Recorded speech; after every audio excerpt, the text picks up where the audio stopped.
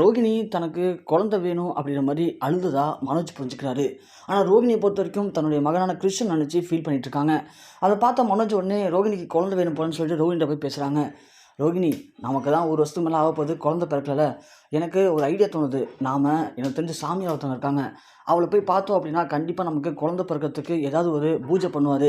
அது மூலிமா நமக்கு குழந்தை பிறந்துடும், வா ரோகிணின்னு கூப்பிட்றாங்க. உடனே ரோகிணி கடுப்பாகி, நான் ஒரு பக்கம் டென்ஷன் இருந்தால் இவன் ஒரு பக்கம் நம்ம டென்ஷன் ஆக்குறேன்னு சொல்லிட்டு, குழந்தை பிறக்கல அப்படின்னா அதுக்கு சாமியார்ட்ட போகக்கூடாது மனோஜ், ஹாஸ்பிட்டல் தான் போகணும். ஹாஸ்பிட்டலில் போய் நம்ம ட்ரீட்மெண்ட் பண்ணாலே கண்டிப்பாக நமக்கு குழந்தை பிறந்துடும் அப்படின்னு மாதிரி சொல்கிறாங்க. சரி, ஓகே, ஏதோ ஒன்று. எனக்கு தெரிஞ்ச வரைக்கும் சாமியார்ட்ட போய் தான் என்னுடைய வாழ்க்கை இப்போது இந்த அளவுக்கு மாறி இருக்கு. நான் இவ்வளோ பெரிய பிஸ்னஸ் மேனாக இருக்கேன், அதனால தான் ரோகிணி சொல்கிறேன் அப்படின்னு சொல்ல ரோகிணி ரொம்பவுமே கடுப்பாய் திட்டுறாங்க. ஆனால் மனோஜை பொறுத்த வரைக்கும் எப்படி நடந்தால் என்ன, நமக்கு குழந்தை பிறந்தா போதும், ஓகே ரோகிணி வா போகலான்னு சொல்லி ஹாஸ்பிட்டல் அழைச்சிட்டு போகிறாங்க.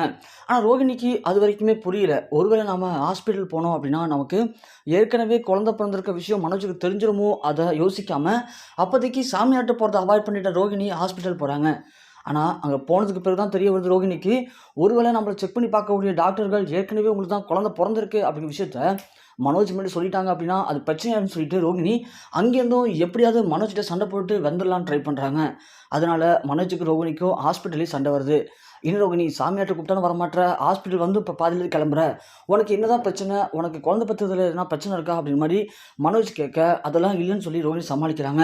ஏற்கனவே உனக்கு எனக்கு இடையில ஏதோ ஒரு மர்மம் இருக்குது, நீ எதையும் மறைக்கிறேன்னு சொல்கிறாங்க, இதில் இப்படி பண்ணுறதுலாம் எனக்கு சந்தேகத்தை உண்டு பண்ணுது அப்படின்னு சொல்லி ரோகிணிக்கும் மனோஜுக்கும் அங்கேயே சண்டை வருது. ஸோ ரோகிணி எடுத்த ஒரு சின்ன முடிவால் இப்போது ரோகிணியுடைய வாழ்க்கை அப்படிங்கிறது ரோகிணியுடைய கையாலேயே மிகப்பெரிய உள்ள பிரச்சனை வந்து முடிஞ்சிருக்கு. இப்போ மட்டும் ரோகிணி ஹாஸ்பிட்டலில் காட்டாமல் வந்தாலும் மனோஜுக்கு ரோகிணிக்கும் கண்டிப்பாக மிகப்பெரிய பிரச்சனை வெடிக்கும். அதனால் உள்ளே போகக்கூடிய விஜயாவால் ரோகிணிக்கு மீண்டும் பிரச்சனை வெடிக்க போகுது. அப்படி ஹாஸ்பிட்டலில் காட்டலன்னா இப்படி ஒரு பிரச்சனை, காட்டினா அவங்களுக்கு ஏற்கனவே குழந்தை பிறந்த விஷயம் தெரிஞ்சாலும் ரோகிணியுடைய வாழ்க்கை அப்படிங்கிறது இப்போது கேள்விக்குறியாக மாறப்போகுது.